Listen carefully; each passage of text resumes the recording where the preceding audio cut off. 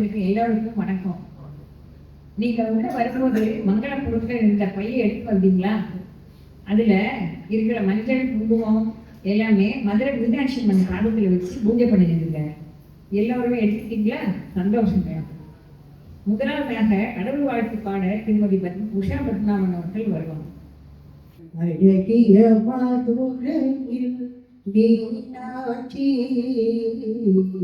அகிலம் போற்றும் மன்னை அரசாட்சி நான் மாட கூடலிலே அருளாட்சி நான் மாட கூடலிலே அருளாட்சி தேமொழி தேவியும் தேனாட்சி தேமொழி தேவியும் தேனாட்சி அந்த அழகிய மதுரையில் மீனாட்சி அகிலம் போற்றும் அன்னை அரசாட்சி சங்கம் முழங்கிடும் நகரிலே சங்கரி மீனாளின் கருணையிலே நீ கொடி பறக்கும் மதுரையிலே நீ கொடி பறக்கும் மதுரையிலே வான் புகழ் கொண்டாள் தாயவளே அந்த அழகிய மதுரையில் மீனாட்சி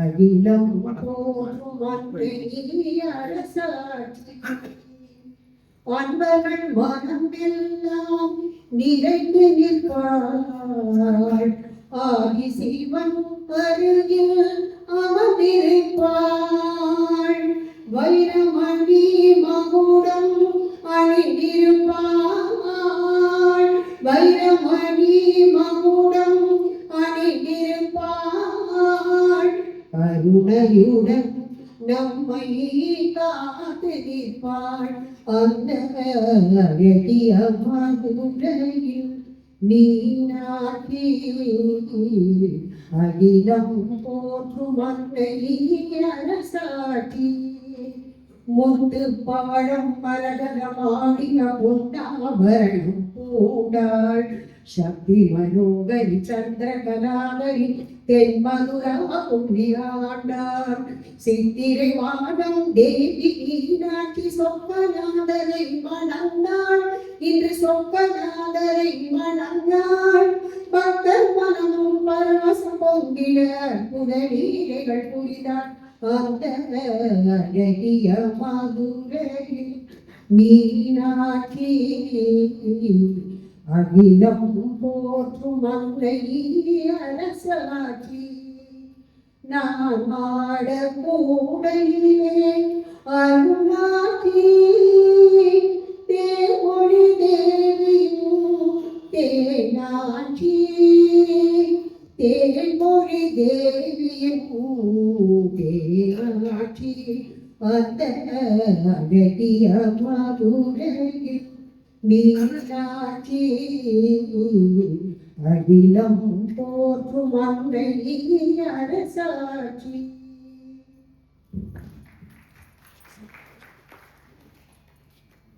அம்மன் கல்யாண திருமண கோலத்தில் நம் கண்மண்ணே காண்பதாக இருந்தது.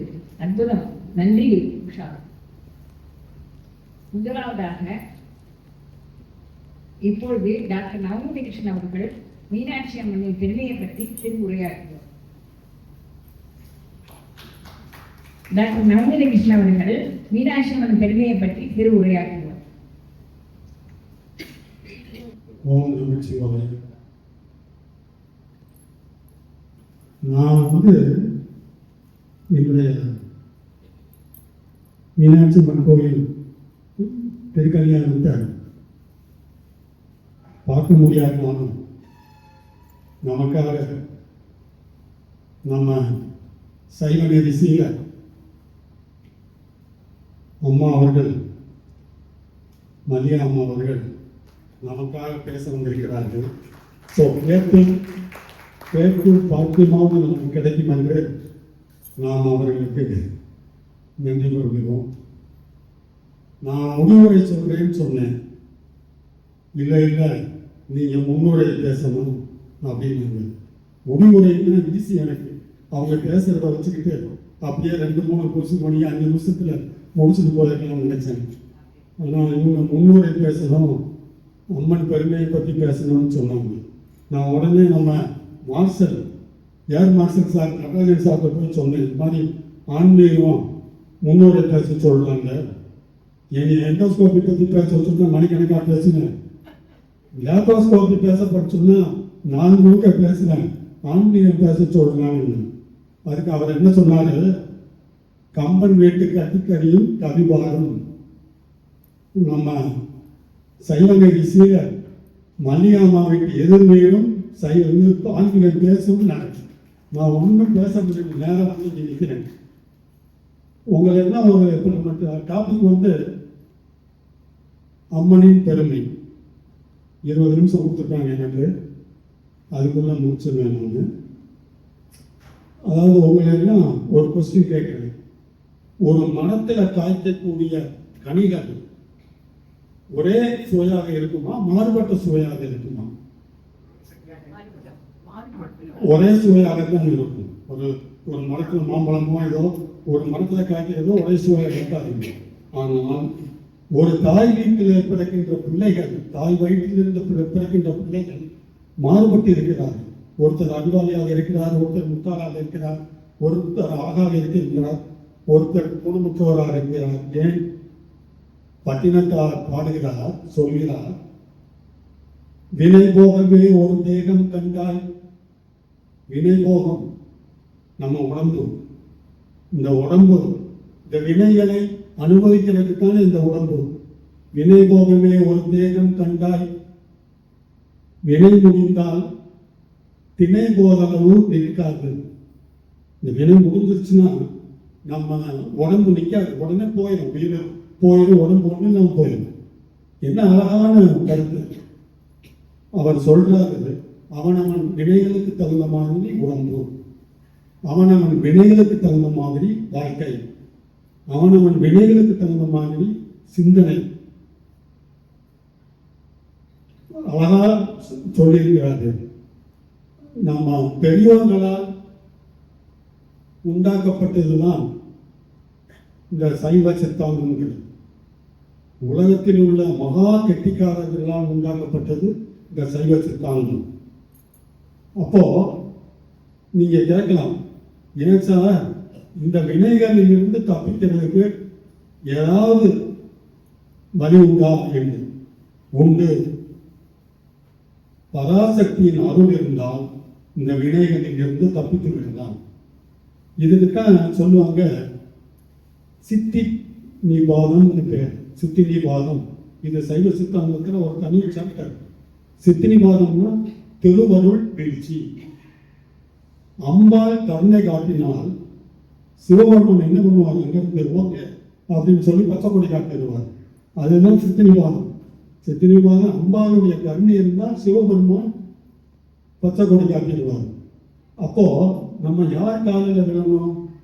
முதல்ல அம்மா காலில் இருக்கணும். அம்மா காலில் விழுந்தா ஐயாட்ட கூட்டிட்டு போயிடுவாங்க.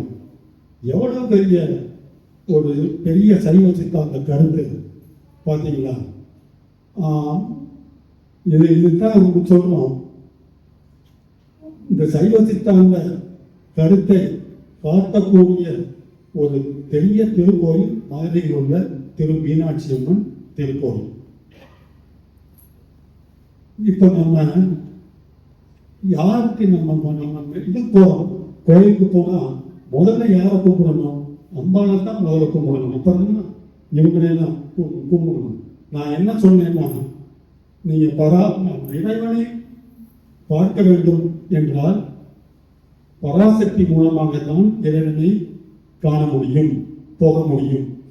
இறைவன் நம்மள்கிட்ட வருவதா இருந்தால் இந்த பராசக்தி மூலமாகத்தான் வருவார். நாம் இறைவனை பார்க்க வேண்டும் என்றால் மீனாட்சி என்ன செய்வார்? ஒரு கண்ணாடியை வச்சுக்கிட்டு இந்த பாரியான்னு சொல்லி நமக்கு காட்டுவார்.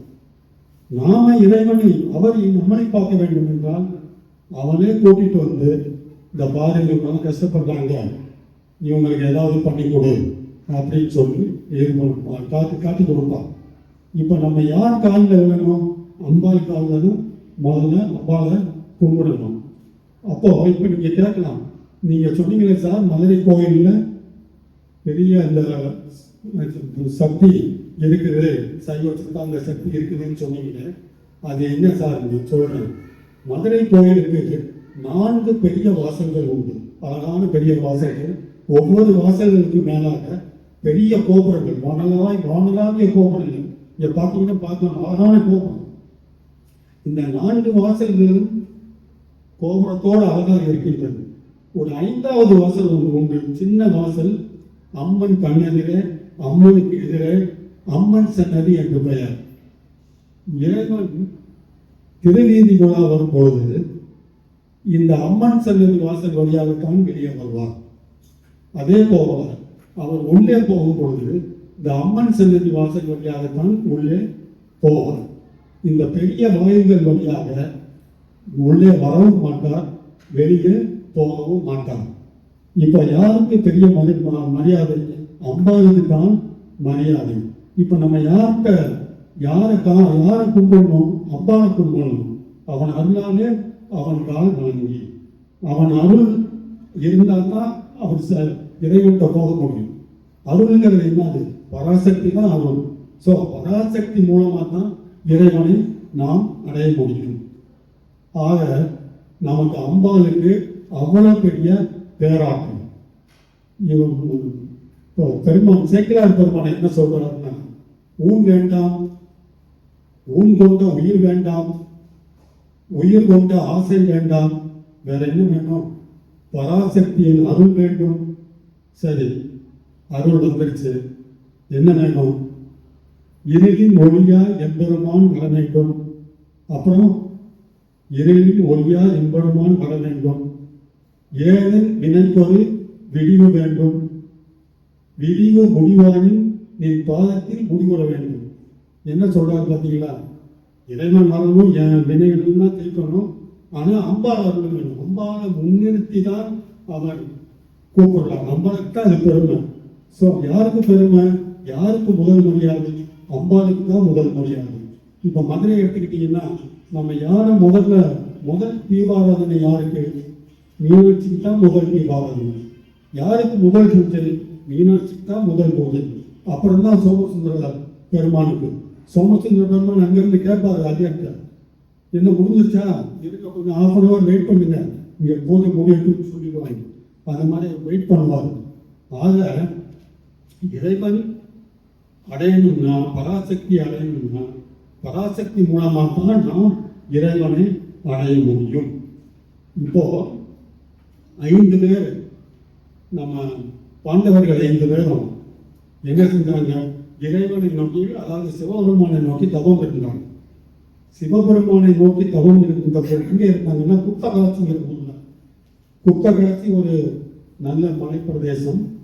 குப்தகாட்சி, உத்தரகாட்சி, இதெல்லாம் நம்ம கரித்துவார் இதெல்லாம் போகிறதுக்கு நம்ம கேதார், பத்ரிநாத் கேதார் போகிற வழியில் இருக்கு. நம்ம அதில் போய் தான் அங்கே போக முடியும். இந்த குப்தகாட்சியில் அவங்க தவம் இருந்தாங்க. இந்த குப்தகாட்சியில் அழகான ஒரு சிவப்பு லிங்கம் இருக்கு. அந்த சிவப்பு லிங்கம் பக்கத்திலேயே ஒரு பெரிய வில்வ மரம். அந்த வில்வ மரத்துக்கு 5 கிளைகள், 3 கிளைகள் ஒரு பக்கம், 2 கிளைகள் இன்னொரு பக்கம். அது என்ன 3 ஒரு பக்கம், 2 ஒரு பக்கம், இன்னொரு பக்கம்? சிவாய நம, சிவாய 3, நம்ம 2, நம சிவாய. ஸோ அந்த 5 கிளை கொண்ட அழகான வில்வ மரம் போய் பார்க்கணும். நாங்கள் போய் பார்த்துருக்குறோம். அழகான ஊர், அழகான லிங்கம், கதைக்கு வரல. இப்போ இவங்க இது நம்ம இவரான சிவபெருமான் நோக்கி தவம் இருந்தார்கள். ஆனால் சிவபெருமான் காட்சி கொடுக்கவில்லை. உடனே பீமன் என்ன சொல்றதுன்னா, நம்ம அம்பாவை நோக்கி தவம் இருப்போம் அப்படின்னு. உடனே அம்பாவை நோக்கி தவம் இருந்தாங்க. பராசக்தி காட்சி கொடுக்குறாங்க. பராசக்தி கேட்கிறார், உங்களுக்கு என்ன வேண்டும்? எங்களுக்கு சிவபெருமானை பார்க்க வேண்டும். அப்ப பராசக்தி சொல்வார், உங்களுக்கு சிவபெருமான் காட்சி கொடுக்க மாட்டார். ஏன் காட்சி கொடுக்க மாட்டார்? அவனுக்கு தானே தெரியும், அவரை பத்தி வேற யாருக்கு தெரியும்? அவனை அறிய அமரரும் இல்லை, அவனன்றி செய்யும் மருந்தோம் இல்லை, அவனன்றி ஐவரால் அவரும் இல்லை, அவனன்றி ஓர்முகம் யார் அறியுமே. திருமூலர் திருமந்திரம் 1503 பாட்டில் அம்பாளுக்கு பெருமையை சொல்லியிருக்கிறார். அவன் இல்லாம இந்த 5 தொழிலை செய்கின்ற மும்மூர்த்திகள் கூட ஒன்றும் பண்ண முடியாது. அம்பாள் இருந்து யாருன்னு இருந்தா தான் அந்த காத்தல் அழித்தல் மறைத்தல் எல்லாம் அந்த 5 தொழிலுமே செய்ய முடியும்னு அவர் சொல்லியிருக்கிறார். அப்போ இவரு தர்மராஜர் கேட்கிறார், ஏன் எங்களுக்கு காட்சி தர மாட்டார் அப்ப சொல்லி அம்மா சொல்றாங்க, பராசக்தி சொல்றாங்க, இந்த மகாபாரத யுத்தத்துல அந்த 18 அக்ரோனி சேனைகள் அழிவுக்கு காரணமானவர் இந்த தர்மராஜா. அது மட்டுமல்ல, அந்த மகாபாரத யுத்தத்துக்கு காரணமான சூதாட்டத்தில் கலந்து கொண்டவர் தர்மராஜா. அதனால அவங்க உங்களுக்கு காட்சி தர மாட்டாங்க. சரி, நாங்க என்ன பண்ணணும்? ஒண்ணு செய்ய, நீங்க கேதாரத்துல போய் தவம் இருங்க. கேதாரத்துல போய் தவம் இருக்கிறாங்க, நாங்க இருக்கிறோங்க, உங்களுக்கு எங்களுக்கு அவர் காட்சி தருவாங்க. அப்ப பராசக்தி சொல்றாங்க, காட்சி தருவா, எப்படி வேண்டுமானாலும் காட்சி தருவா. உடனே பீமனுக்கு என்ன இது எப்படி வேண்டுமானாலும் காட்சி தருவான்னு சொல்றாங்களேன்னு சொல்லி தவம் இருக்கிறாங்க. சிவபெருமானும் வரல, யாரும் வரல, காட்சி கொடுக்கல. ஒரு நாள் என்ன பண்றாங்க, அந்த தவத்திலிருந்து எழும்பொழுது ஒரு எருமை மாடு கிராஸ் பண்ணுது, இவங்களை தாண்டி போகுது. உடனே இவனுக்கு பீமனுக்கு ஒரு சந்தேகம், இவ்வளவு நாள் இல்லாத எருமை மாடு இப்போ எங்கே வந்தது அப்படின்னு சொல்லி அது பக்கத்தில் போறான். இவனை ஒரு பார்வை பார்த்துட்டு அவர் ஒரு ஓட்டம் போட்டு, இவன் பின்னாலேயோ இந்த பீமன் இருக்கானே முரணை, ஆனால் அதி புத்திசாலி, அதை விரட்டிக்கிட்டு ஓடுறப்ப அது பூமிக்குள்ள பதிய ஆரம்பிச்சிருச்சு, பூமிக்குள்ள போக வேண்டிய மாடு. உடனே இவனுக்கு என்ன பீமனுக்கு ஒரு அசரி, அம்பாள் சொன்னாலே எப்படி வேண்டுமானாலும் சிவபெருமான் காட்சி கொடுப்பார் என்று, இது சிவபெருமானா இருக்குமோ அப்படின்னு பயிற்சி வாழை பிடிச்சிட்டான். இந்த பீமனுக்கு உங்களுக்கு தெரியும், 1000 யானைகள் பாகம் கொண்டாங்க. அந்த வாழை பிடிச்சி எடுக்கவும் அந்த எரும மாட்டின் முதுகும் வாழும் பூமிக்கு வெளியே வரும், மற்ற பாகங்கள்லாம் உள்ள போயிடுச்சு. உடனே அது கல்ல மாறிடுச்சு. அப்போ இவங்க எல்லாம் சரி சிவபெருமான் தான் இவரு சிவபெருமான் சொல்லி இது பண்ணுறாங்க. அந்த அந்த கேதாரத்தில் நீங்கள் அதை தொட்டு கும்பிடலாம். கேதாரங்கிறது ரொம்ப அருமையான பனிபடர்ந்த ஸ்தலம். கங்கை ரொம்ப அழகாக ஓடக்கூடிய இடம். கிட்டத்தட்ட 14 கிலோமீட்டர் நீங்கள் கஷ்டப்பட்டு போகணும். பாதைகள் சரியில்லை, இப்போ நல்லா இருக்கிறவங்கன்னு சொல்லியிருக்காங்க. நீங்கள் குதிரையில் போகலாம், இல்லை நடந்து போகலாம், இல்லை ஆள் தூக்கி மாதிரி தான் போக முடியும். நாங்கள் குதிரையில் போயிருக்கிறோம். குதிரையில் எடுத்து போய் கீழே விழுந்துருக்கோம். சைடில் ஒரு பாதாளம், எங்கள் கூட உள்ள டாக்டர் கூட கீழே விழுந்து அவரை தூக்கி காப்பாற்றி இருக்கிறோம். நல்ல ஒரு அப்படிப்பட்ட அந்த பேராற்றல் மிக்க அம்மன் தான் நமது மீனாட்சி அம்மன் பராசக்தி. அவங்களுக்கு அவங்களுடைய அருள் வேண்டுமா, மதுரைக்கு வாருங்க. மதுரைக்கு வந்தீங்கன்னா அவங்க அருள் நிச்சயமாக கிடைக்கும். மற்ற ஊர்களில் மற்ற தெய்வங்களில் போய் நீங்கள் எங்களுக்கு அதை கொடுங்க இதை கொடுங்க, நாங்கள் கையேந்திரம் அதை எங்களுக்கு அதை வேணும்னு கேட்கணும். மீனாட்சி அம்மாவுக்கு அப்படி இல்லை, நீங்கள் போய் நின்னீங்கன்னா போதும், உங்களுக்கு வேணுங்கிறத செஞ்சு கொடுப்பாங்க. நீங்கள் அங்கே போய் உங்கள் நேரத்தை அவங்களுக்கு கொடுத்தீங்கன்னா நிச்சயம் அவங்களுக்கு உங்கள் காரியங்கள் எல்லாம் நடக்கும்.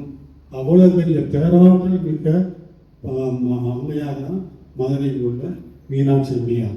நம்ம ஒரு இதை சொல்கிறேன், இப்போ 2-3 மாதத்துக்கு முன்னால் நடந்தது.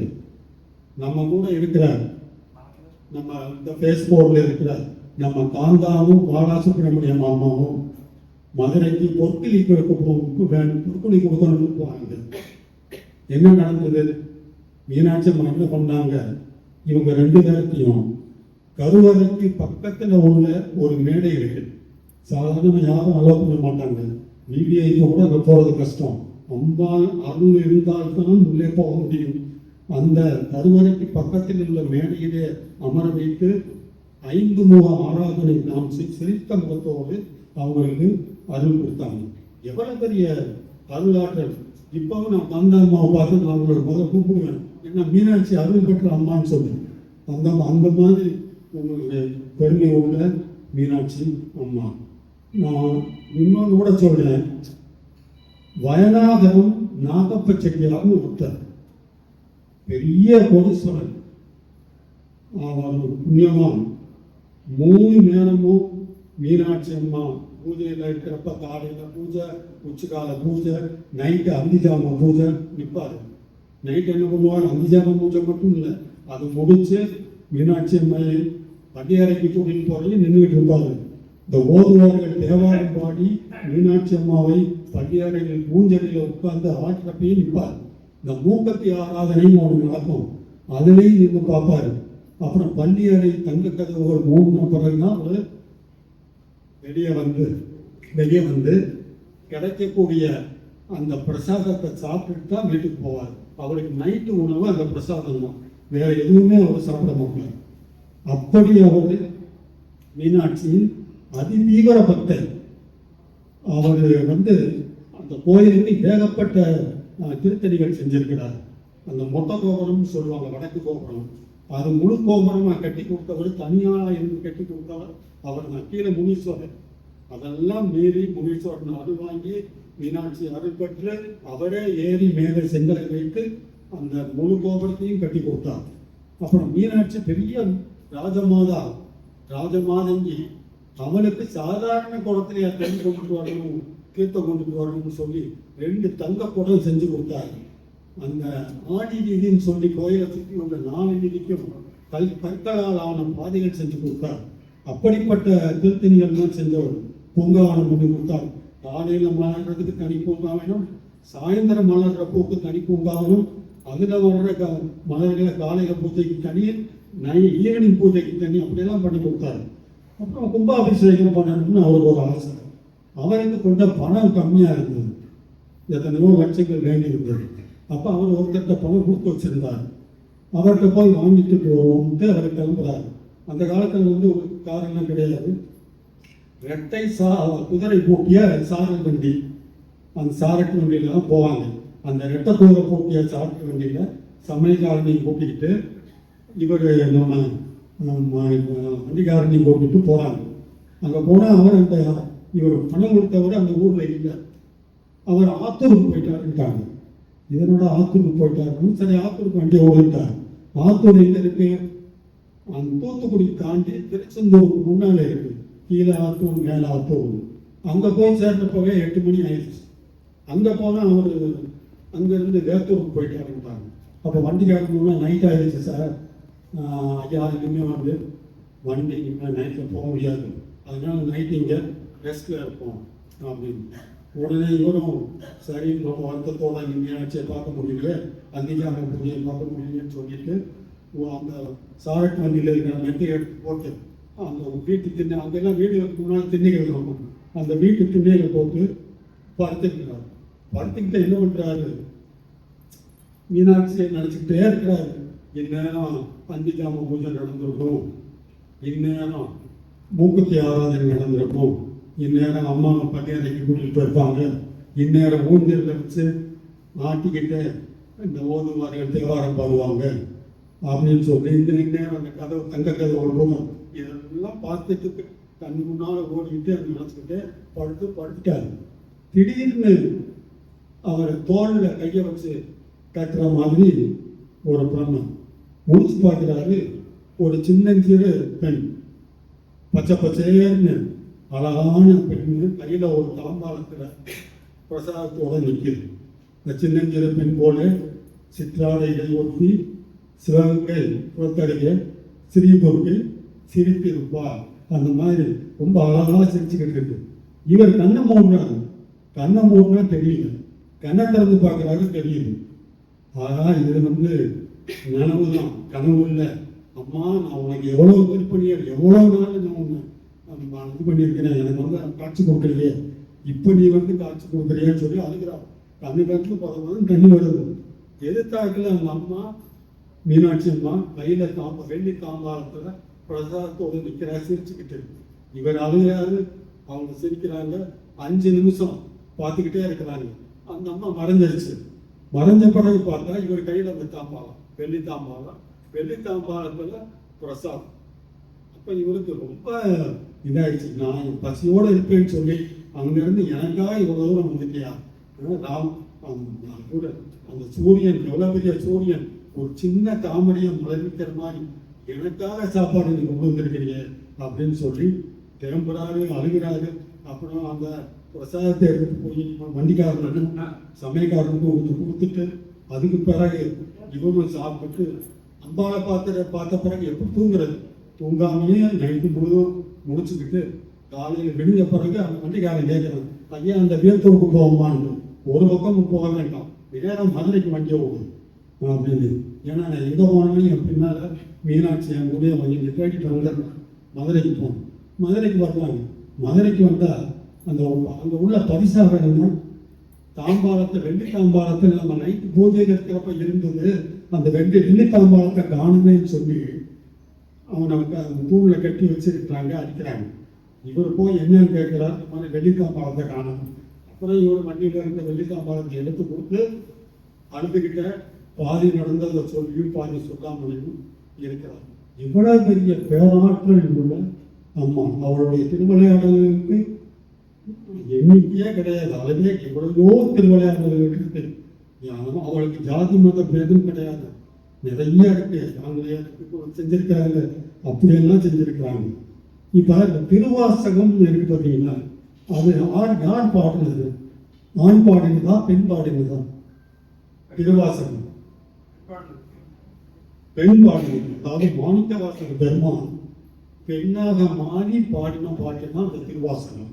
எத்தனை பாட்டு? 568 பாட்டு. ஏன் பெண்ணாக மாறி பாடினா? அந்த 568 பாட்டுக்குமே நீங்க அந்த சிவபுராணத்தில் எடுத்தீங்கன்னா நமச்சிவாய வாழ்க, நாகந்தா வாழ்கன்னு சொல்லி 6 வாழ்க இருக்கும். அப்புறம் வேங்கன் எடுத்து வேந்தன் எடுத்து அந்த பாட்டு அதுல வேங்கன் வருது 6 வேங்க இருக்கும். ஈசனடி போட்டி, எந்தடி போட்டி, நேசனடி போட்டி, போட்டி, அதுல பார்த்தீங்கன்னா 8 வேட்டியல் இருக்கும். ஆக 6 வாழ்க, 5 வெல்க, 8 போட்டி இருக்கும். 568 பாட்டு கொண்டதுதான் அந்த திருவாசகம். ஏன் அவர் பெண்ணாக மாறினார்? பெண்ணாக மாறினால்தான், நான் ஏற்கனவே சொல்லியிருக்கேன், பராசக்தி மூலம் தான் அவரை இறைவனை அடைய முடியும். அதனால பெண்ணாக மாறி பாடின பாட்டு தான் அந்த திருவாசகம். அதில் பார்த்தீங்கன்னா பெண்களுக்கு உள்ள நிறைய பாட்டுகள் இருக்கும். திருவம்பானை, அம்பானை, திருப்பொரு சின்னம், அந்த மாதிரி எல்லாமே பெண்கள் விளையாட்டு அதை பற்றி பாட்டுகளாக தான் இருக்கும். அவ்வளோ பெரிய ஆற்றல். அங்கே நீங்கள் சிதம்பரம் போனீங்கன்னா அந்த நடராஜருக்கு இடது பக்கம் சிவகாமி இருப்பாங்க, வலது பக்கம் மாணிக்கவாசக பெருமான் இருப்பார். அது யாருன்னு கேட்டால் மாணிக்கவாசக பெருமான் என்ன சொல்லுவாங்க, நான் தான் சிவபெருமான் என்னோட காதலில் நான் காதலி போனேன். சிவபெருமான் வரக்கூடிய கிழக்கு வாசல்ல தான் அவர் வருவார். ஆக இவ்வளவு பெருமை வாய்ந்த இந்த அம்மனுக்கு இன்று காலை திருக்கல்யாணம் நடந்திருக்கு. நம்மளால திருக்கல்யாணம் நடந்திருக்கு. நம்மளால பார்க்க முடியல. நம்ம பார்க்காட்டினாலும் அதை ஒரு கேட்கிற பாக்கியத்தை கொடுக்கறதுக்காக இப்போ அம்மா இங்கே வந்திருக்கிறாங்க. சைவநீர் கல்யாணம் வந்திருக்கிறாங்க. அவங்களுக்கு வாழ்த்து, எனக்கு வயசு இருக்கு, அவங்கள வாழ்த்துறதுக்கு வணங்குகிறேன்.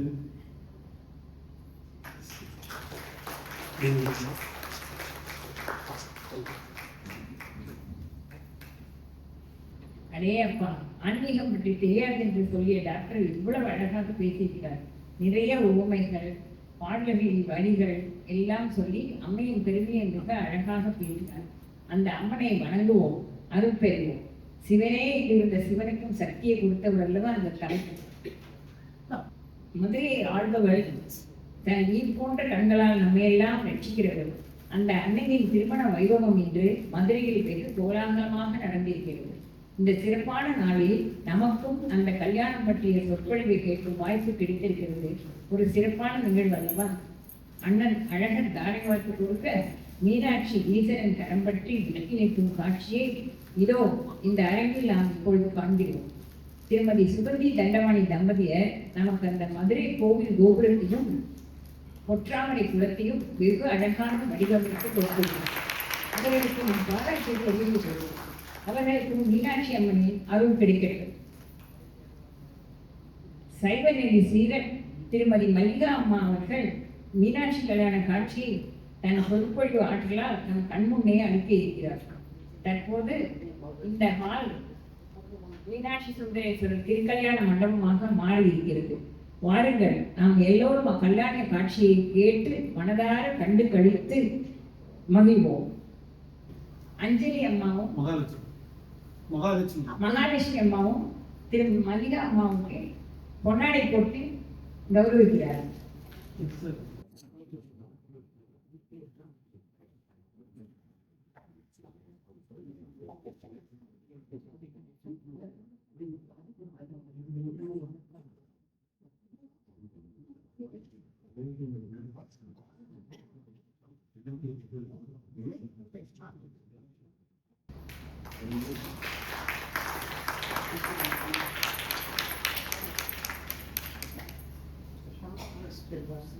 உணர்வானாய் வானாதி அறிந்த வகையெல்லாம் நீயானாய் தேனாடு மிளிர்கொண்ட சிவமென்னும் பொருளானாய் நானானாய் நீர்க்கும் இதே ஞான பேரொடி உமையே திருச்சிற்றம்பலம்.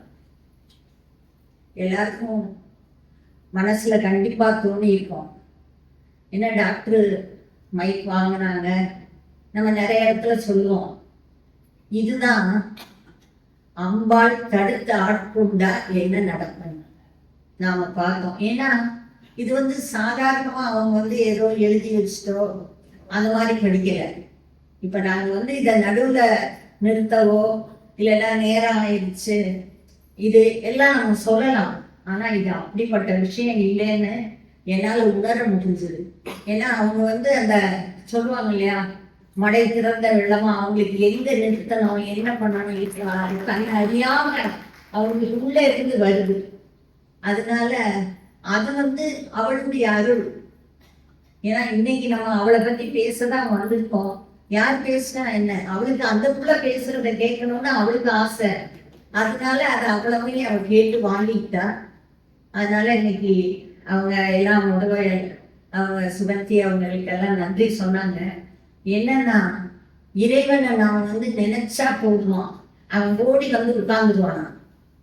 கோபுரம் வந்தாச்சு, நக்கீரர் வந்திருக்காரு. எல்லாரும் போகும்போது கிட்ட அந்த குணம் செய்து அதெல்லாம் பண்றதுக்கு அவங்க எவ்வளவு ஆர்வத்தோட அதை செய்திருக்காங்க. நக்கீரரையே மேல நிக்கிறாருன்னா அவர் உள்ள விழுந்து அவர் பெற்று மேல வந்திருக்காரு. அதனால நன்மையோட நீங்க அவர் அருள் பெற்று சிவன் அருள் பெற்று மேல நிற்கிறாரு நக்கீரர்.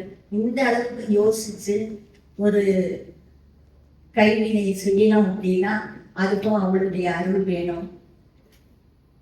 நம்ம நிறைய ஊர்களுக்கு போவோம், நம்ம சொந்தக்காரங்களுடைய திருமணங்களுக்கு போவோம், நம்ம வீட்டு குழந்தைங்களுடைய திருமணத்தை பற்றியே நம்ம பேசுவோம். அது அப்படி பண்ணோம் இப்படி பண்ணோம், அது நடக்குது இது நடக்குது, அதெல்லாம் நம்ம சொல்லுவோம். நம்ம வீட்டுக்கு நிறைய பேர் வருவாங்க, அவங்ககிட்ட நம்ம சொல்லுவோம். ஒரு தடவை சொல்லும் போது கேட்பாங்க, ரெண்டாவது தடவை நீங்க ஆரம்பிக்கிறதுக்கு அன்னைக்கே சொல்லிட்டீங்களே அப்படின்ட்டுவாங்க. ஆனா இப்ப ராதா கல்யாணம் எத்தனை தடவை கேட்டிருப்போம், மீனாட்சி கல்யாணம் எத்தனை தடவை கேட்டிருப்போம், எத்தனை தடவை ஹரிமாமா என்ன விசேஷம் பண்ணாலும் நம்ம ஏன் பார்க்கிறோம். இறைவன் அந்த அருளை நம்ம அவன் கொடுத்துட்டே இருக்கிறான். அப்ப வாங்குறதுக்கு தான் நம்ம வரணும். அப்ப மீனாட்சி கல்யாணம் நிறைய பேசுவாங்க, கேட்டிருப்போம். ஆனா ஏன் இன்னைக்கு பேசுறோம்? அந்த ஒரு அற்புதத்தை நான் இங்க முதல்ல சொல்லிட்டு தொடங்குறேன். நான் சமீபத்துல ஒரு மாசத்துக்கு முன்னாலே நினைக்கிறேன், நம்மளுடைய எப்படி உமா மகேஸ்வரி அம்மாவை நான் பார்த்தபோது அவங்க பேசினப்ப சொன்னாங்க, உங்களுக்கு பாராட்டு விழா நடந்த போது என்னால வர முடியலம்மா அப்படின்னாங்க. நான் ரொம்ப யதார்த்தமா சொன்னேன், அடுத்தது மீனாட்சி திருக்கல்யாணம் பேச சொல்லியிருக்காங்க எல்லாரும், அப்போ வாங்க அப்படின்னு சொன்னேன். அப்போ நான் சொன்னேன், நவீன்கிட்ட தேதி கேட்டிருக்கேன், அந்த மீனாட்சி திருக்கல்யாணத்துக்கு அன்னைக்கே பேசுகிறா போல கேட்டிருக்கேன். நீங்கள் சொல்லுவாங்கல்ல, அப்போவே டன். உடனே தேவாவை கூப்பிட்டாங்க, என்னைக்கு அம்மாக்கிட்ட டேட் கேளுங்க, அதே தேதியில் நம்ம நானா நானியில் திருக்கல்யாணம் பேசுகிறாங்க, அப்போவே கொடுத்துட்டாங்க. அப்போ இன்னைக்கு இது இவ்வளவு நடக்கணும் அப்படின்னு அந்த அம்பாளுடைய அருள்.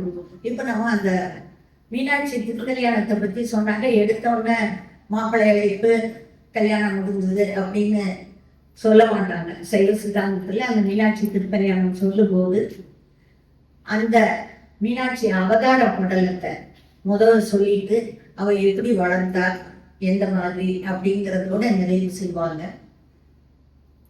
மதுரையில மலையத்துவச பாண்டியன் அவன் தான் மன்னன், அவனுடைய மனைவி காஞ்சனமாலை. இவங்க 2 பேருக்கு குழந்தை இல்லை. அப்போ மலையத்துவச பாண்டியன் என்ன பண்றான், 99 அஸ்வமேத யாகம் பண்றான். அப்போ 100வது பண்ணா தேவேந்திரன் சொல்றான், நீ அஸ்வமேத யாகம் பண்ணா உனக்கு குழந்தை பிறக்காது, நீ புத்திரகாமேஷ்டி யாகம் பண்ணு, அப்போ உனக்கு குழந்தை பாக்கியம் கிடைக்கும் அப்படின்னு சொன்னோன்னு அவன் புத்திரகாமேஷ்டி யாகம் பண்றான். அப்போ அந்த யாகத்துக்கு வேண்டியதெல்லாம் ஏற்பாடுலாம் பண்ணி அதை நடக்க ஆரம்பிக்கும் போதே அதுல சொல்றாங்க, நிறைய நல்ல சகுனங்கள் எல்லாம் தெரிஞ்சுதான், அதை வச்சே நன்மை நடக்க போகுது அப்படிங்கிறத உணர்த்துறதுக்கு நம்ம சொல்லுவாங்க. சில நேரம் எங்கேயாவது போகும்போது காலை இடறிட்டா எல்லாரும் என்ன சொல்லுவாங்க, கொஞ்ச நேரம் உட்காந்து தண்ணி குடிச்சிட்டு போக முடியும்பாங்க. இவன் ஆரம்பிக்கிறப்ப நிறைய நல்ல சகுனங்கள் எல்லாம் தெரியலாம். மலையத்துவச பாண்டியனுக்கு வலது தோல் துடிக்குதான், காஞ்சன மாலைக்கு இடது கண் துடிக்குதான். இதெல்லாம் அந்த நன்மை பயக்கிறத காட்டுது. ஊர்ல மக்கள் எல்லாம் சந்தோஷமா இருக்கிறாங்களாம். எல்லாருக்கும் நமக்கு காரணம் இல்லாம கோபம் வருது, ஆனா அவங்க எல்லாம் காரணமே இல்லாம சந்தோஷமா இருந்தாங்களாம், ஆனந்தமா இருந்தாங்களாம். ஊரே எப்படியே கோலாகலமா இருக்கான். எல்லாம் யாகம் நடக்குது. யாகத்துல அந்த அக்னியிலிருந்து 3 வயது பெண் குழந்தை அக்னியிலிருந்து வர்றா. எப்படி வர்றாளாம், அவளுக்கு உச்சியில தலையில கொண்ட அதை சுத்தி ஒரு முத்து ஆரம் இருக்கான், அதுல இருந்து இப்படி குஞ்சலம் இது தொங்குதான். அதுக்கப்புறம் கழுத்துல மணியாரம், அந்த மாதிரி ஒரு பெண் குழந்தை முழு அப்படியே அலங்காரத்தோட அந்த பட்டு பீதாம்பரத்தோட அந்த பட்டு பாவாடை கட்டி அந்த இதோட அந்த குழந்தை காலில் போட்டிருக்க அந்த சலங்கை சத்தம் கேட்டுதான். ஜலக்கு குழந்தை நம்ம சின்ன பிள்ளைங்க எல்லாம் எங்கேயாவது போறது தெரியறதுக்காகவே அந்த சத்தம் போடுற சலங்கையை போட்டு விடுவாங்க வீடுகள்ல.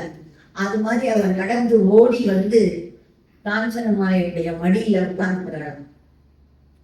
உட்கார்ந்தோன்னா காஞ்சனமாலைக்கு அவ்வளவு சந்தோஷம். அதுல ஆனா மலையத்துவசன் பாண்டியனுக்கு முகத்துல ஒரு மகிழ்ச்சியே இல்லை. இப்ப இங்க யாரு வந்துட்டா, அம்பாள் வந்துட்டா, அவளை நம்ம கும்பிடுவாங்க. இந்த ஒரு 4 இது சொல்லுவாங்க, அங்கே இருக்க நம்மையே போற்றி, அகிலாண்ட நாயகியே போற்றி, அருமறையின் வரம்பே போற்றி, அறம் வளர்க்கும் அம்மையே போற்றி, அரசிலம் குமரியே போற்றி, மலையத்துவசன் மகளே போற்றி. அம்பாள் வர்றா. அப்போ அவனுக்கு மலையத்துவச பாண்டியனுக்கு ஒரே வருத்தமா இருக்கு. என்ன வருத்தம் அப்படின்னா, அந்த பெண் குழந்தை 3 மார்பகங்களோட இருக்கு. அதை பார்த்தோம்னா அவனுக்கு ரொம்ப வருத்தம். இது எப்படி நம்ம அப்பதான் குழந்தை வருது அக்னியிலிருந்து, ஆனா அவனுக்கு ஒரே வருத்தம், இந்த குழந்தைய நம்ம எப்படி அதுக்கப்புறம் வளர்க்குறது, எப்படி கல்யாணம் பண்ணி கொடுக்கறது, அந்த மாதிரி அவனுக்கு ஒரு வருத்தம். அப்போ ஒரு அசிரீரி வாக்கு கேட்குது, நீ உன்னுடைய மகளை ஒரு ஆண் மகனை எப்படி வளர்க்கிறியோ அந்த மாதிரி அவளுக்கு எல்லா கலைகளையும் சொல்லி கொடுத்து அவளை ஒரு வீர பெண்ணா நீ வளர்த்துக்கோ. அவன் என்னைக்கு அவளை திருமணம் செய்யக்கூடிய மணாளனை பார்க்குறாங்களோ அன்னைக்கு இந்த ஒரு 3வது மார்க்கமா மறைஞ்சு போயிடும். நீ அதை பற்றி கவலைப்பட வேண்டாம் அப்படின்னு அவளுக்கு ஒரு அசிரீரி வாக்கு கேட்டுது. அதுக்கப்புறம் அவளுக்கு பேர் தடாதகைன்னு வைக்கிறாங்க. அப்ப தடாதரியை எப்படின்னாக்க மாறுபட்டவள்.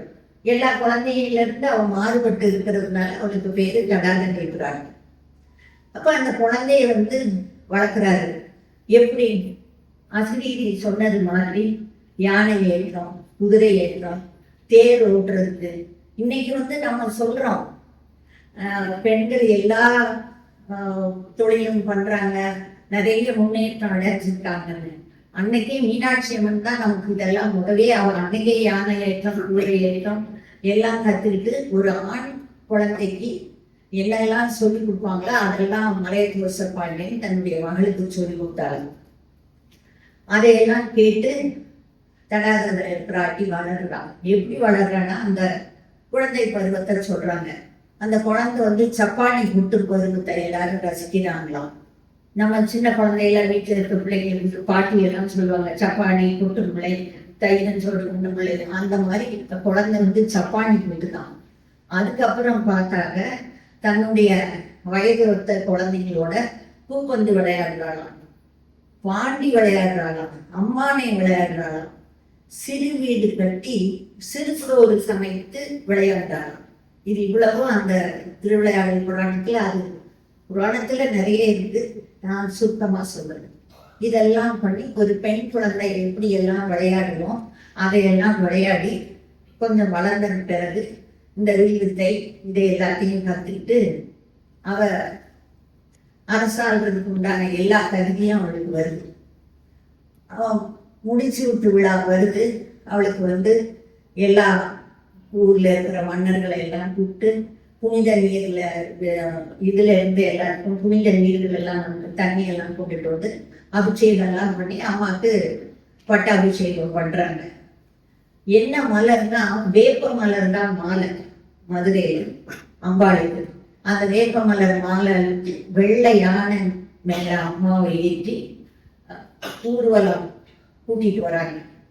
அரசாட்சியை கொடுத்தாச்சு. மீனாட்சி ஆட்சி மதுரையில தொடங்குது. அது ரொம்ப சாதாரணமா கேட்பாங்க, உங்க வீட்டுல மதுரையா சிதம்பரமா அப்படின்னு. ஒண்ணுமே இல்லை, சந்தோஷமா சொல்லலாம். மதுரையில இருக்கு, சிதம்பரமும் இருக்கு. ஆமா சந்தோஷம், ஏன்னா அவளே இப்படிதான் இருக்கிறான். இப்போ மீனாட்சி ஆட்சி மதுரையில தொடங்குதான். அப்போ எப்படி இருந்தா அப்படிங்கறத அந்த மீனாட்சியுடைய இதை சொல்றாங்க. பண்டிதர்களை எல்லாம் கூப்பிட்டு அந்த வேதமோத பண்டிதர்கள்ட்ட இருந்து தினமும் அவ கத்துக்குவாளாம். அவங்க சொல்றதெல்லாம் கேட்பாளாம். அப்ப அவங்க ஒவ்வொருத்தரையும் என்ன சொல்லுவாங்க, இவங்க என்ன சொல்றாங்க, ஜோசியர்களை கூப்பிடுவாளாம். மற்றவங்களை இன்னும் தன்னோட கற்றவர்கள் எல்லாம் கூப்பிட்டு அவங்க கிட்ட இருந்து தினமும் எல்லா பாடமும் கத்துக்குவாளாம் மீனாட்சி. இது எல்லாம் முடிஞ்சு இந்த மாதிரி ஒண்ணு வரும்போது இவளுக்கு திடீர்னு திக்விஜயம் போகணும் அப்படிங்கிற ஒரு ஆசை. ஏன்னா இங்க ஊர்ல எல்லாம் கற்றுட்டாச்சு, ஊர் நல்லா நாட்டுல எல்லாம் நல்லது நடந்துட்டு இருக்கு. அப்ப அவளுக்கு திக்விஜயம் போகணும் அப்படின்னு. அப்ப போகும்போது அவளுடைய மந்திரி சுமதி அவளையும் கூட்டிட்டு 2 பேரும் திக்விஜயம் போறாங்க. போற இடம் எல்லாம் அவளுக்கு வெற்றி வாகைதான். எல்லா இடத்துலையும் வெற்றி பெற்று போயிட்டே இருக்கிறார். கடைசியில கைலை மலைக்கு போறார். அங்க கைலை மலைக்கு போனவுடனே சுத்தி காவலர்கள் எல்லாம் ஓடி வராங்க, இங்க என்ன இப்படி ஒரு சேனை வருது அப்படின்னு. எல்லாரையும் வெற்றி பெற்று உள்ள போயிடுறான். போறப்ப நந்திதேவன் உள்ள ஓடி போய் சிவபெருமான்கிட்ட சொல்ற, அது என்ன ஒரு பெண் சிங்கம் மாதிரி ஒரு பொண்ணு நிக்கிறா, எல்லாரையும் வெற்றி பெற்று அவளை நான் ஒண்ணுமே பண்ண முடியல, நீங்க வாங்க அப்படின்னு போய் கூப்பிடுறாரு. சிவபெருமான் வராரு. அது சிவபெருமான் பார்க்கும்போது அம்மை அவரை பார்க்குறப்ப அந்த பெண்மைக்கே உள்ள நாணம் அவளுக்கு வந்த உடனே அவளுடைய அந்த 3வது மார்பு அந்த தன்னை மறைஞ்சு போயிருந்து இவளுக்கு தெரியுது. அப்போ சுமதி சொல்றான், இந்த கொன்றையின் சடையை இந்த பாம்பன் தலையை இருக்கானே இவன் தான் அவன் மாப்பிள்ளை அப்படின்னு. ஏன்னா கூட இருக்கிற மந்திரி கெயின் பண்றாளாம், இவன் தான் அவன் மாப்பிள்ளை, வரப்போற மாப்பிள்ளை அப்படின்னு. அப்ப சிவபெருமான் சொல்றாரு, நீ மதுரையில இருந்து திக்விஜயன் கிளம்புனதுல இருந்து நான் வந்து பின்னால தான் வர்றேன். நீ மதுரைக்கு போ, வர திங்கட்கிழமை வேத முறைப்படி நான் வந்து உன்னை திருமணம் செய்திருக்கிறேன் அப்படின்னு சிவபெருமான் சொன்ன உடனே மீனாட்சி அம்மை சுமதியோட ஊர் திரும்புறாங்க. அப்போ ஊர் திரும்பும்போது மதுரை எப்படி இருக்கும்? இப்ப நம்ம வீட்டுல பேரம் பேத்திக்கெல்லாம் கூட இப்ப நம்ம கல்யாணம் பண்ணி அதெல்லாம் எப்படி நடந்தது அதெல்லாம் கேட்கிறோம். நம்ம மதுரையில மீனாட்சி கல்யாணம் நடக்கிறப்ப எப்படி இருந்ததுன்னு அது வந்து அதை சொல்லணும்னா அதுக்கு ஒரு 4 நாள் வேணும். ஊரே மக்கள் எல்லாரும் என்ன பண்றாங்களாம், எல்லாரும் அவங்கவுங்க வீட்டை சுண்ணாம்படிக்கிறாங்களாம், எல்லாம் புதுப்பிக்கிறாங்களாம், அவங்கவுங்க புத்தாடை வாங்கிக்கிறாங்களாம், தன்னை நல்லா அலங்காரம் பண்ணிக்கிறாங்களாம். ஊரெல்லாம் தோரணம் கட்டி எல்லாம் அலங்காரம் பண்ணி ஊரே அலங்காரமா இருக்கும். நடக்க போறது என்னவோ அங்க மீனாட்சிக்கு. ஆனா மதுரை மாநகரமே அப்படியே கோலாகலமா இருக்குதான். இப்பவும் நீங்க பாத்தீங்கன்னா மதுரையில வர்ற இந்த தமிழ் பேப்பர் எடிஷன்ல எல்லாம் மீனாட்சி திருக்கல்யாண கல்யாண பத்திரிகைன்னு போட்டு எல்லாரும் திருமணத்துக்கு வாங்க அப்படின்னு கூப்பிட்டுருப்பாங்க. இப்ப நாங்கெல்லாம் இங்க வந்து 8 வருஷம் ஆச்சு. ஒவ்வொரு வருஷமும் சின்னையா மிஷின்ல இருந்து எங்களுக்கு மீனாட்சி திருக்கல்யாணத்துக்கு வாங்கன்னு அழைப்புதல் வரும். அப்படி ஊர்ல இருக்கிறவங்க எல்லாம் அவங்கவுங்க சொந்தக்காரங்களுக்கு கடிதம் போடுறாங்களாம், நம்ம மீனாட்சி கல்யாணம் எல்லாரும் வாங்க, நம்ம மீனாட்சி கல்யாணம் அப்படி சொல்லி எல்லாரும் பார்த்தா எல்லாரும் வீட்லயும் உறவினர்கள் கூட்டம் நிறைய இருக்கான். எல்லாரும் வந்திருக்காங்களாம் மீனாட்சி கல்யாணத்துக்கு. அப்ப அங்க எப்படின்னா இன்னைக்கும் இப்ப இன்னைக்கு மீனாட்சி திருக்கல்யாணம் நடந்திருக்கு அப்படின்னு நம்ம சொல்றோம். எல்லாருக்கும் அன்னதானம் சாப்பாடு இருக்கும். அப்ப இத நம்ம எல்லாருக்கும் அன்னதானம் தர்றாங்களா? அப்ப நமக்கு இன்னொரு பக்கம் அதுக்கு இருக்கு. இந்த இவ்வளவு பேருக்கும் கால் எரியணும், இவ்வளவு பேருக்கும் சமையலுக்கு வேண்டிய தேங்காய் திருக்கணும். இது எப்படி நடக்கும்? அவ்வளவும் பக்தர்கள் பண்றாங்க. இன்னைக்கு நடந்த திருமணத்துல சேதுபதி ஸ்கூல்ல இது நடக்கும்.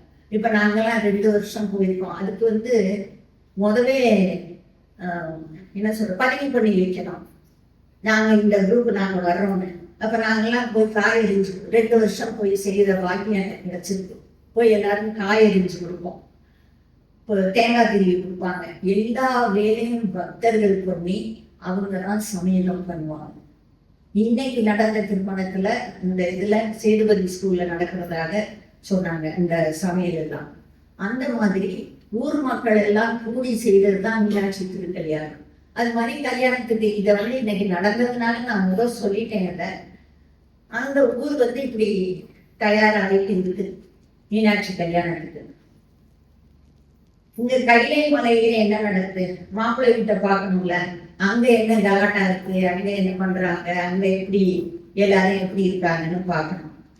அங்க வந்து நந்தி பகவான் விஷ்ணு லோகம், பிரம்மலோகம், ருத்ரலோகம், தேவலோகம் எல்லாருக்கும் சொல்லி அனுப்புறாராம் சிவபெருமானுக்கு எப்படி மதுரையில கல்யாணம் எல்லாரும் வாங்க அப்படின்னு.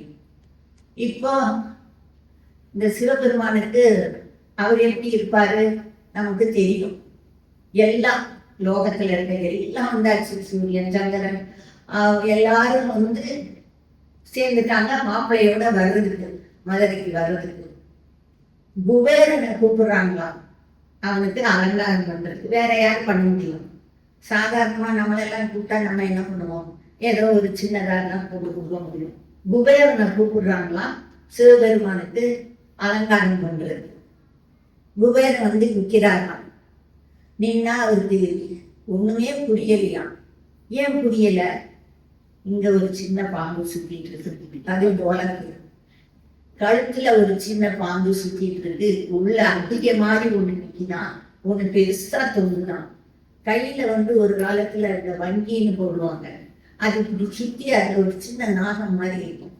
இப்ப இந்த நகைகளுக்கெல்லாம் யாரு முதல்ல மாதிரி பண்ணியிருக்காங்கன்னா சிவபெருமான் தான். ஏன்னா அவர் தலையில இருந்த நாகர் விற்பாங்க முந்தியெல்லாம் நீளமா. உண்மைதானு நினைக்கிறேன், நிறைய பேருக்கு அந்த அனுபவம் இருக்கும். தலை பின்னாக்க ஜெகநாகம்னு சொல்லுவாங்க, அந்த ஜெகல் இல்லைப்பாங்க. இது அம்புட்டுலையும் நாகம் இருக்கும். இதெல்லாம் அந்த சிவபெருமான் போட்ட நகரில். அதே மாதிரி தான் இருக்கிறதால நம்ம பார்த்துருக்கோம். நானும் எங்கள் வீட்டிலலாம் அந்த மாதிரி இந்த கையிலெல்லாம் அது சின்ன குழந்தைகளுக்கெல்லாம் போடுறதுக்கு. இது சிவபெருமான் இல்லை, இங்கே ஒரு பாம்பு இருக்கு, கழுத்துல ஒரு பாம்பு. இவர் என்ன பண்றாரா, குபேரன் சொல்றாராம், அப்பா இப்படியே மாப்பிள்ளை போனா யாருக்கு என்ன நல்லாவா இருக்கும், யாரும் கல்யாணத்துக்கு வரவே மாட்டாங்க, கொஞ்சம் நீ எல்லாம் இறங்கு இதை எடுக்கணுமா ஒன்றும் அவர் இடத்த விட்டு கொடுத்தாரா. என்ன நமக்கு இந்த ட்ரெயின்ல பஸ்ல எல்லாம் போனா அந்த ஜன்னலோர சீட்டு போல அந்த மாதிரி அது தான் இடத்த விட்டு கொடுக்க மாட்டேங்குதான். இதை கலக்கிட்டு இங்க ஏதாவது ஒரு குண்டலம் போட்டுட்டு இதை பண்றதுக்குள்ள இது திருப்பி போய் அதை சுத்திக்கிட்டோம். ரொம்ப அவர் கஷ்டப்பட்டுக்கிட்டு இவ்வளவு நான் ஒரு 2 நிமிஷத்துல சொல்லிட்டேன். அந்த வர்ணனை ரொம்ப அழகா இருக்கும். அதுக்கெல்லாம் வேண்டு வரோம், அப்பா மாப்பிள்ளை அழைச்சிட்டு போனோம், நீ எல்லாம் கீழே இறங்கு. சரி, எல்லாம் கீழே இறங்கியாச்சு. மாப்பிள்ளைக்கு எல்லா அலங்காரமும் குபேரன் பண்ணிட்டாரு. கும்போதரனுடைய முதுகுல காலை வச்சு ஏறி மாப்பிள்ளை வராரு. மாப்பிள்ளை ஊர்வலத்துல யாரெல்லாம் வருவா, எல்லாரும் வராங்க. கூடவே இந்த அத்தனை பாம்பும் வருதான். ஏன்னா அதெல்லாம் இது எப்ப இதெல்லாம் கடத்துவாங்க, திருப்பி போய் நம்ம இடத்துல எப்ப உட்கார்ந்துக்கலாங்கிறதுக்காக இது எல்லாம் கூடவே வருதான். அவர் போய் சொன்னாங்க, தயவு செய்து நீங்க எல்லாம் இங்கேயே இருங்க, வருவாரு சொல்லுங்க. அதெல்லாம் சரி கொஞ்சம் ஓரமா போங்க. இத ரொம்ப அழகா வர்ணிச்சு சொல்லுவாங்க. நீங்க எல்லாம் உங்களோட ஓரமா போங்க, மக்களை யாரு வருவா, மாப்பிள்ளை அழைக்குது. அப்புறம் அதனால கஷ்டப்பட்டு அதெல்லாம் உங்களோட ஓரமா போகுமா. மாப்பிள்ளை அழைச்சிட்டு இங்க ஊருக்கு வராங்க. பிராட்டி திருமண கோலத்துல அலங்காரம், மகாலட்சுமி சரஸ்வதி எல்லாருமா சேர்ந்து பிராட்டிக்கு அலங்காரம் பண்ணி அவளை மணமேடைக்கு கூட்டிட்டு வராங்க. ஏன்னா நமக்கு முகூர்த்த நேரம் நெருங்கிடுச்சு, அதனால நான் சீக்கிரமா முகூர்த்தத்தை முடிக்கணும். அதனால புரிஞ்சதுன்னு நினைக்கிறேன் எல்லாருக்கும். முகூர்த்த நேரம் தாண்டதுக்குள்ள திருமணத்தை நம்ம முடிக்கிறோம். சடங்குகள் எல்லாம் செய்யறாங்க. யார் வரா, மகாவிஷ்ணு ஐயனோட திருவடிகள் எல்லாம் விளக்கி அவருக்கு சந்தனம் பூசி மலர் தூவி அன்போடு அவர் கூட்டிட்டு வர்றாரு. அவங்களுடைய கரத்தை பிடிச்சு கொடுக்கறதுக்கு நான் அந்த இதெல்லாம் பார்க்கும்போது நினைச்சேன், நாம ஏதோ தீர்மானம் பண்றோமோ, நாம பிளான் பண்ணோம், நாங்க நடந்தோம். அதெல்லாம் கிடையாது. அவங்க வரணும்னு தீர்மானம் பண்ணிட்டாங்க. அதெல்லாம் அந்த மீனாட்சி கையை பிடிச்சு கொடுக்குறாங்க. இதெல்லாம் அதுக்கு இன்னைக்கு நம்ம பூஜை பண்ணி இதெல்லாம் மங்கள பொருட்கள் எல்லாம் இதெல்லாம் நடக்கணும் அப்படின்னாக்க மனிதனுடைய முயற்சிங்கிறது வேற, அவளுடைய அருள் இருந்தால் தான் இதெல்லாம் நடக்கும். ஸோ எம்பெருமானும் பிராட்டியும் அந்த திருமண வைபவம் நடக்குது. அந்த திருமண வைபவம் நடக்கும்போது அதுக்கு அந்த வைபவ பாடல் ஒன்று இருக்கு. அது மதுரையில ரொம்ப ரொம்ப எல்லா கல்யாண வீட்லயும் அந்த பாட்டு பாடுவாங்க. அவ ராஜ மாதங்கி, அந்த மாதங்கியுடைய அவளுடைய அந்த திருமண பாடலை பாடுறதுக்கு நம்ம ராஜ மீனாட்சி வராங்க. அந்த மீனாட்சி திருக்கல்யாணத்துக்கு அந்த வைபவ பாடல் இது அவங்க போன தடவை டாக்டர் என்கிட்ட சொன்னோன்னே ராஜ மீனாட்சி என்கிட்ட சொன்னாங்க, நான் அந்த திருமண பாடல் பாடுறேன் அப்படின்னு. பூரணமாகவே பல்வகை முத்தாரம், பூரணமாகவே பல்வகை முத்தாரம், புதுமலர் மாலையுடன் தேவி, புதுமலர் மாலையுடன் புன்னகையுடன் வந்தாள், புதுமலர் மாலையுடன் புன்னகையுடன் வந்தாள், தோரண மறையோதிட நான் முகனும் இறைவனும் சிறப்புடன் வந்திட, மறையோதிட நான் முகனும் அமர்ந்திட, இறைவனும் சிறப்புடன் வந்திட, தன் திரு கரத்தாலே திருமகள் தொழுமாலே, திரு கரத்தாலே திருமகள் தொழுமாலே தங்கையின் திரு கரத்தை சுந்தரரிடம் வைத்தார். தங்கையின் மலர் கரத்தை சுந்தரரிடம் வைத்தார். சந்தன குங்கும சேரிகள் தந்திட வங்க விருந்தின சிந்தை மகிழ்ந்திட விந்த விந்த என தேவபூத கணபியந்து அறுசுவை உணவு உண்டிட எண்ணிலாத பல சீர்வகை வந்திட எண்ணிலாத பல சீர்வகை வந்திட கண்டிலாத நவரத்னம் குவிந்திட மண்டலம் புகழ்ந்துட்டி ஆங்கானார மாபெரும் திருநாள் மதுரை மண்டலம் புகழ்ந்திடும் யாரும் காணாத மாபெரும் கோவை நாளானான் எதிர்த்தோரன் பாண்டியன் தோவை கயல் விழியின் கல்யாண வைரவன் தோரண கல்யாண வைபோகமே.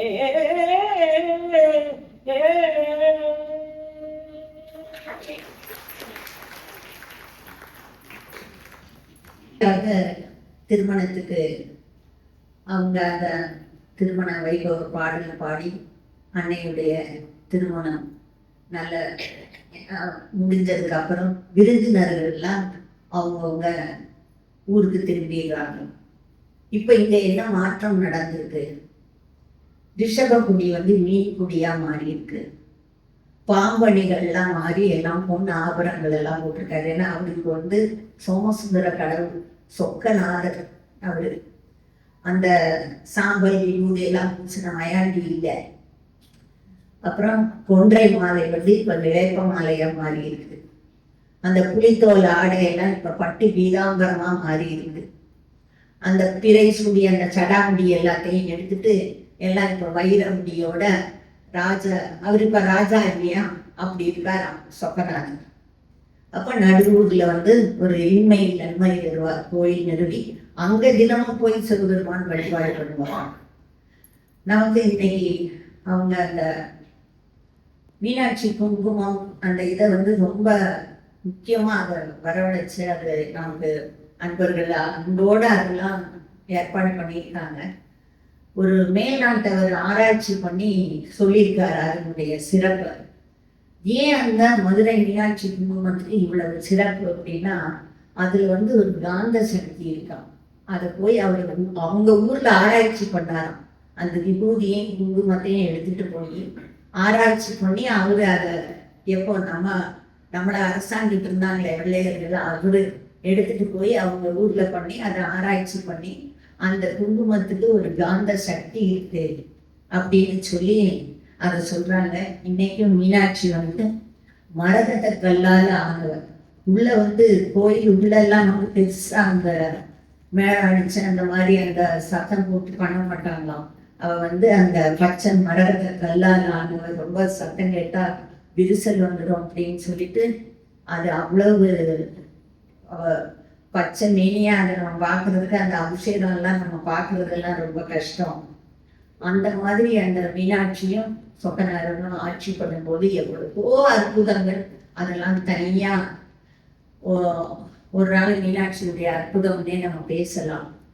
ஆனா நம்ம ஊருக்கு நமக்கு இப்ப அவங்க சொன்னாங்க அந்த ராஜவீதி எல்லாம் பண்ணது வெளியெல்லாம் பண்ணது ஒருத்தவங்க பண்ணிருக்காங்க. எவ்வளவோ அற்புதம்.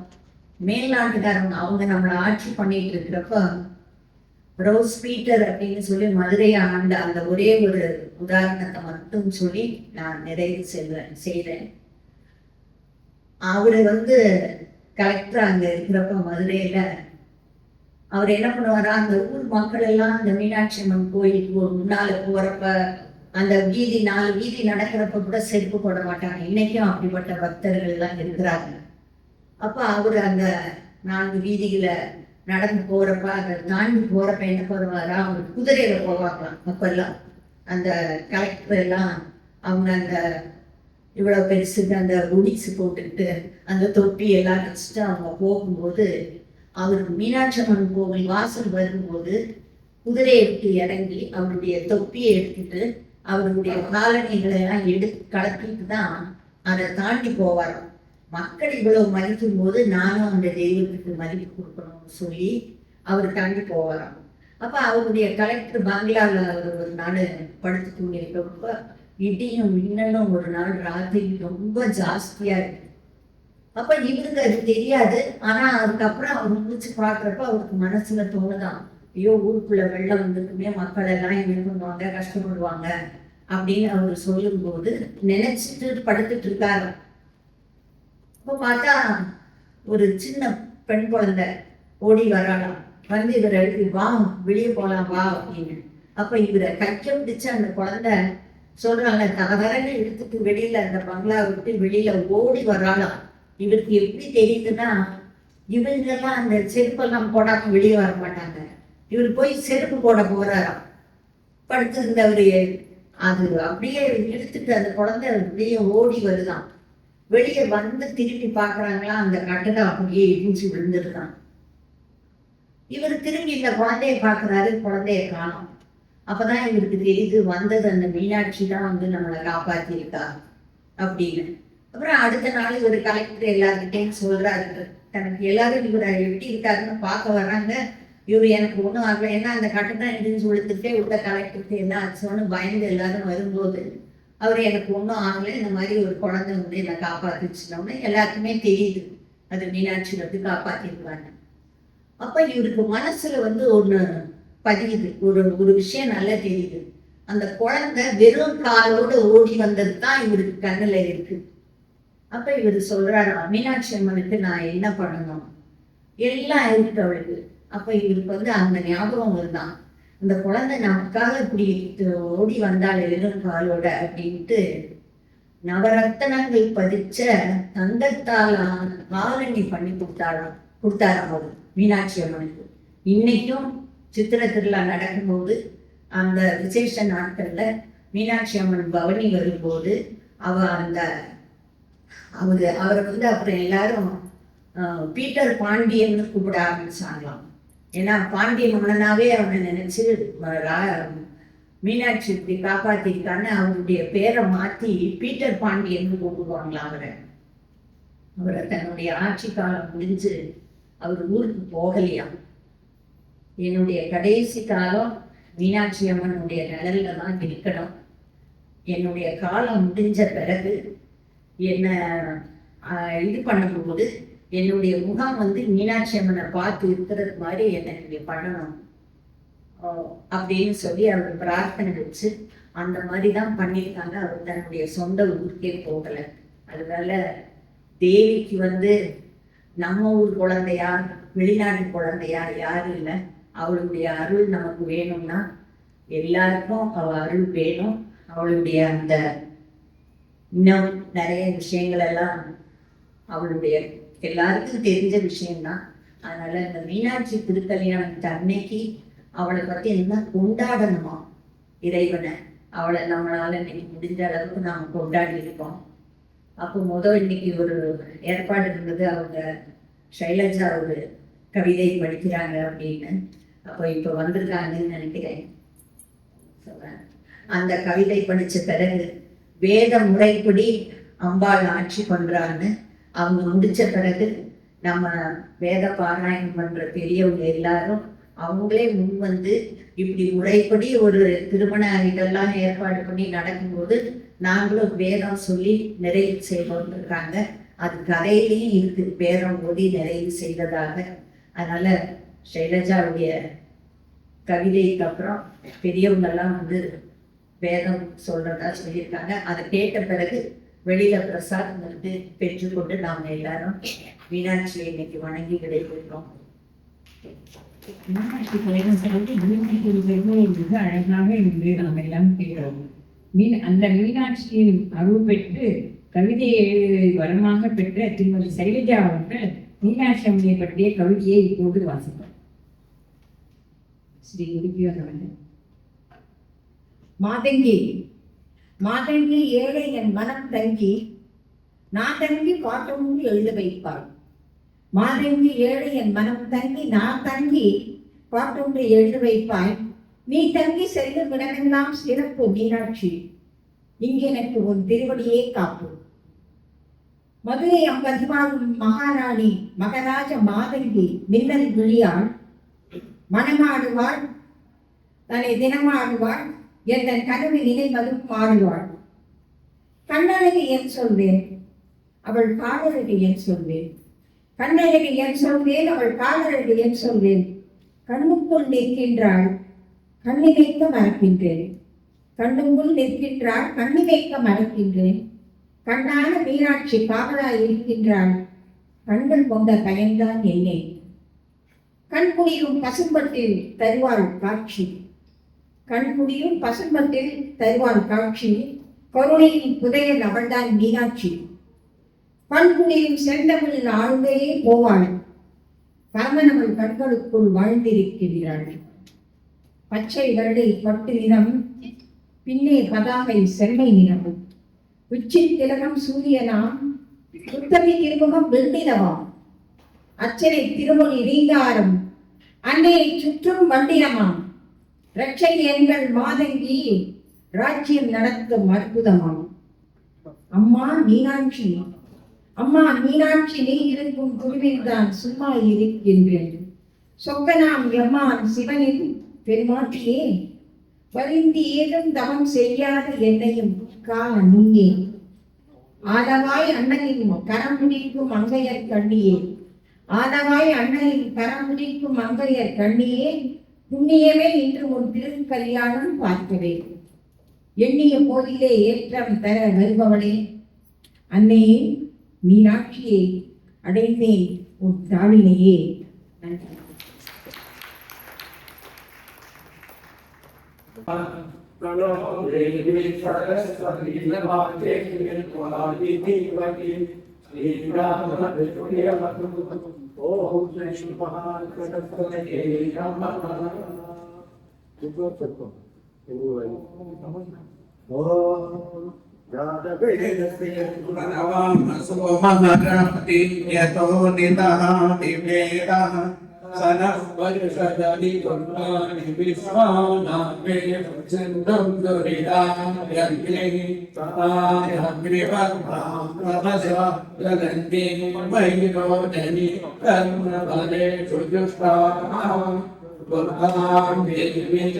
शरणं प्रपद्ये सुरस्य नव्यो स्वस्ति विरगितोदानि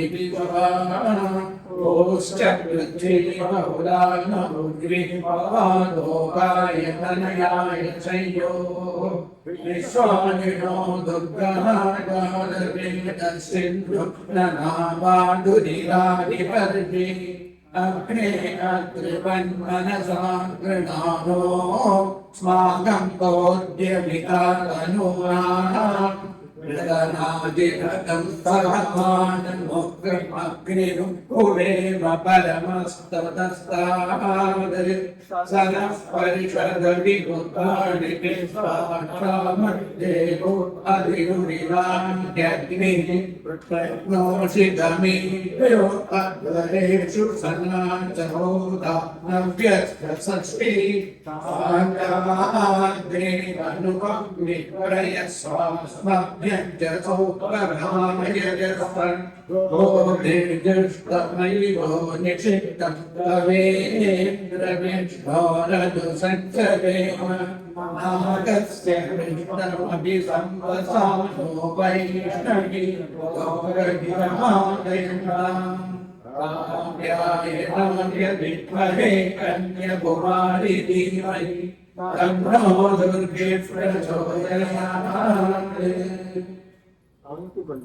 அடுத்து சாந்தி பஞ்சகம்.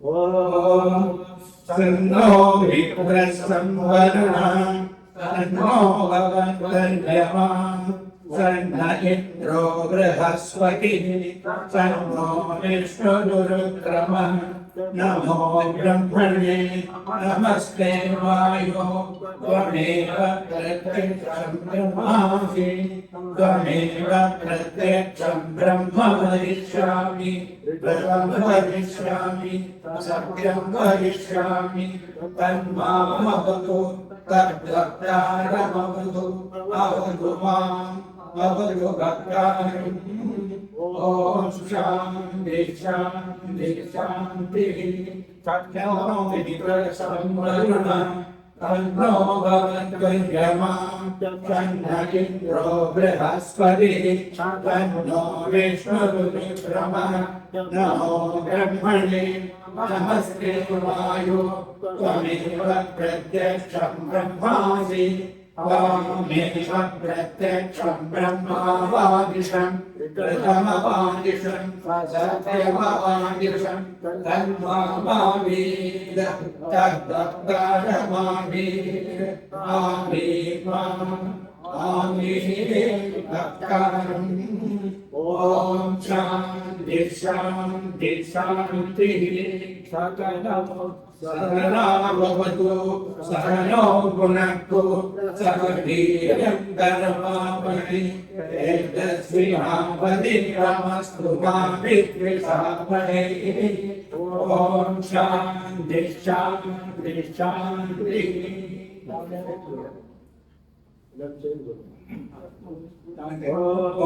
नमो वाचे ज्योतिराय चानुदितातस्मै वाचे नमो नमो वाचे नमो वाचस्पतये नमः ऋषिभ्यो मन्त्रकृत्यो मन्त्रगतिभ्यो मामानुषयो मन्त्रकृतो मन्त्रपदय परागुर्मंशीः मन्त्रकृतो मन्त्रपदे परागां वैश्वदेवी वाचमुद्यासनं शिवावतस्तां दुष्टाः देवेभ्यः सर्वमेयौ सर्व पृथिवी सर्व विश्वमिदं जगत् सर्वचन्द्रश्च सूर्यश्च सर्व ब्रह्म प्रजापति ऊर्ध्वं वरिष्ये भुवनं वरिष्ये तेजो वरिष्ये तेजो वरिष्ये तपो वरिष्ये ब्रह्म वरिष्ये सत्यं वरिष्ये तस्मादहमिदमुपस्तरणमुपस्तरणमुपस्तरणं विप्रजाये पशूनां भूयादुपस्तरणमहं प्रजाये पशूनां भूयासं प्राणापानो मृत्यो मावादं प्राणापानो मामाशिष्टं मधुमनिष्ये मधुजनिष्ये मधुवक्ष्यामि मधुवदिष्यामि मधुमनि देवेभ्यो वाचमुद्यासुषेण्या मनुष्येभ्यस्तं मा देवा भवन्तु शोभाये विदर्भो न वदन्तु ॐ शान्ति शान्ति शान्तिः तच्चर्यो रात्रिमहे आदं यज्ञाय आदं यज्ञपदये दैवी स्वस्तिरस्तुनः स्वस्तिर्मानुषेभ्यः ऊर्ध्वन्दिवानुवेशनं तन्नो अस्तु द्युपदे तच्चतुष्पदे ॐ शान्ति शान्ति शान्तिः आविर्भिर्भिर्यततो नभो नमाव्यायज हरिभो वर्धमानः यथा स्तोत्रभ्यो महिभोत्र रुजासि भूयिष्ठपाभ्यो अददेश्याम ब्रह्म प्रभाजयतन्नो माहासि ॐ शान्ति शान्ति शान्तिः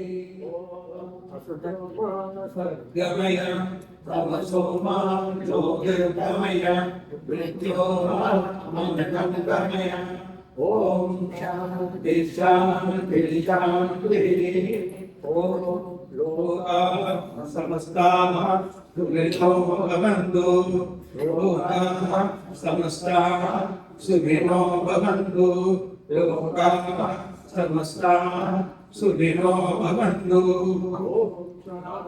शान्तिः हरिः ओम् श्री गुरुभ्यो नमः हरिः ओम्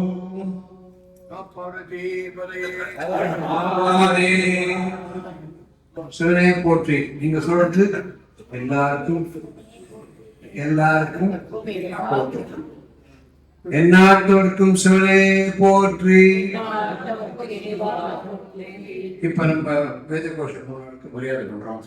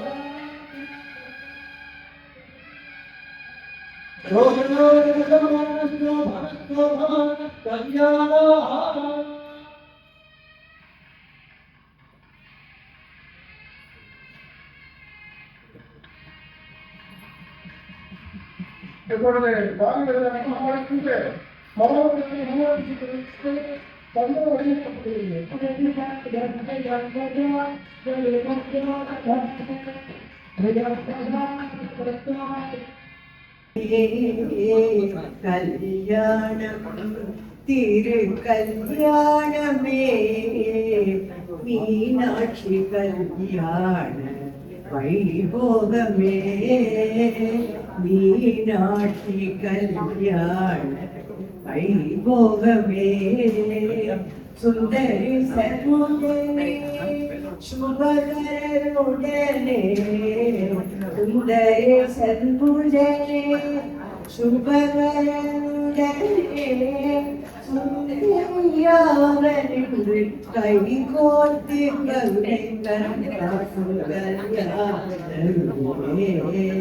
கல்யாணமே கை கோர்த்து கருணை கரம் காட்டே கல்யாணமே திரு கல்யாணமே போராட்டம்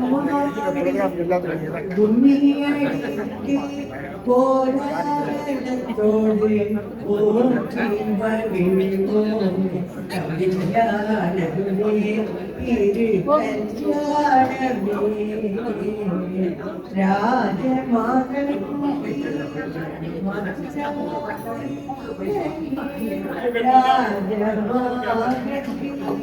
மதுரா கல்யாணமே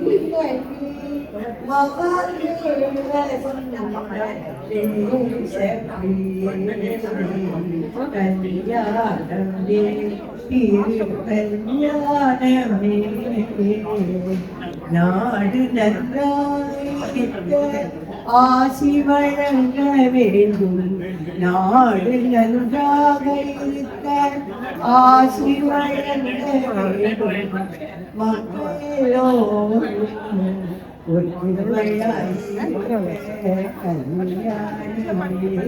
திரு கல்யாணமே நீராட்சி கல்யாணமே கல்யாணமே நித்ய கல்யாணமே